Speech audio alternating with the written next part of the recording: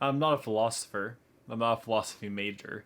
And really, I'm just kind of a dude that's on the internet. That being said, I really enjoy talking about philosophical questions, and today we'll be talking about some of the harsh truths in life that I prefer to ignore. I've gone through life pondering and reflecting on a lot of irrefutable facts about my future. And thinking about those things deeply has led to a lot of discomfort and a lot of angst. Because of that, I find myself happier just ignoring these things because at the end of the day, overthinking it isn't going to change the outcomes. That being said, I think it'd be interesting to share some of those things that I have thought about and the realities that I have come to from thinking about those questions. We'll start with the doozy, the big one, the one that has been bothering me since I stopped being religious. My life, ultimately, won't matter. So we have people in our human history that have been remembered for thousands of years. That being said, they will be forgotten eventually. It's inevitable. There are people that were born 10, 20, 30,000 years ago that probably did fantastic and great things too, that we don't remember. There are people born hundreds of years ago that also likely did very great things that aren't remembered in history. There will be a point where humans no longer exist. At that point, everything we've ever done will ultimately have been for nothing. It will have been pointless because we are just not immortal creatures. Eventually, we will die out. It's just inevitable. So it's tough for me to reflect that my life ultimately will make a cosmic difference. And the way that I cope with that is focusing on a smaller scale. No, I can't impact the universe. I really can't even impact the world, but I can impact the people who watch me and the people that are around me and make their lives feel more meaningful and make their lives feel greater than they are. And that's what helps keep me going. Another fact that bothers me is that I have hard limits with everything in life. Now, this is something that I think a lot of people realize, I would hope so at least, from an early age.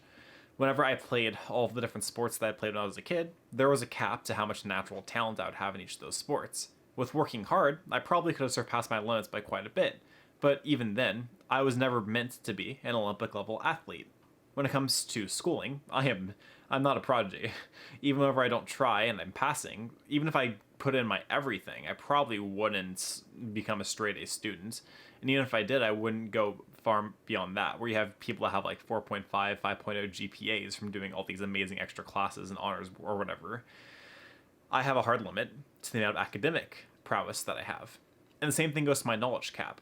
I am pretty intelligent when it comes to personal finance. I'm relatively average when it comes to building computers. I have a good amount of technical knowledge when it comes to photography. What I really can't grasp is concepts related to vehicles and cars. And sure, I could apply myself and become average, but I would never become a master technician, even if I put my all into it. It's just not something that I'm naturally good at. There's a hard cap to how much I can do in my life, and a hard cap to what I can learn in an individual section of my life. And that's a hard fact for me to realize, because it means that everything that I do eventually has an end to it. After I stopped being religious, I had to come to terms with the idea that once I die, there's nothing. And when people try to have me explain it, I use a pretty simple example. Before we were born, we were nothing, and there was nothing, and we experienced nothing. At a certain point, we were born, and therefore we began to experience things. And all we've known throughout our lives is experiencing, because that is just how our lives are filled.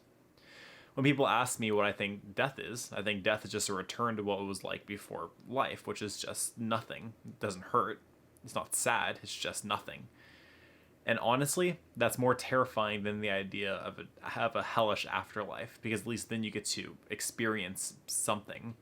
The idea of not experiencing anything at all for eternity is terrifying to me. It's something that I genuinely double over in pain thinking about. And that's a hard reality for me to accept. At some point in my life, it's very likely that I will be alone. And that's a fact that I've accepted very long ago and something that I'm expecting for the rest of my life. Now, what's cool is that I have pretty young parents. My adopted father is only 17 years older than I am. My biological mother is a little bit over 18 years older than I am. I will very likely get to keep them for the majority of my life. I'm not planning on getting married. I'm not planning on having kids. I don't have an interest in either of those things.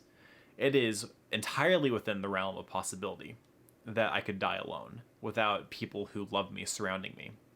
Family members who I'll probably become estranged to and otherwise have lost throughout the time.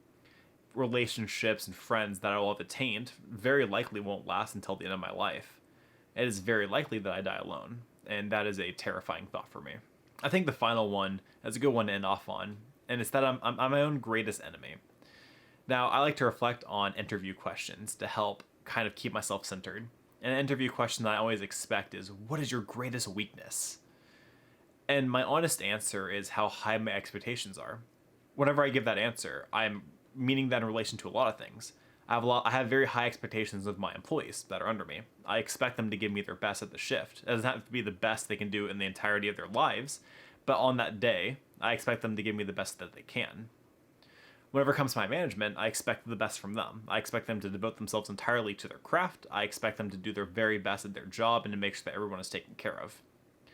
But most of all, and what actually becomes a detriment towards myself, is I expect the most from myself, which leaves me paralyzed with indecision, indecisiveness, and with a feeling of I'm never going to be good enough. This is a very hard hurdle for me to get across.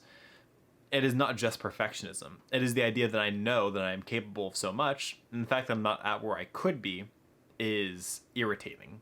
And that irritation becomes anxiety, and that anxiety becomes inaction.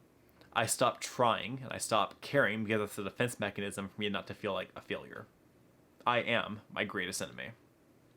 I hope you guys enjoyed this existential philosophical video. I just literally looked online, philosophical questions to ask yourself, and I saw this one and it really inspired me to make this video. If you enjoyed the video, go ahead and give it a like. If you want to see more, subscribe, and do not forget to keep it casual.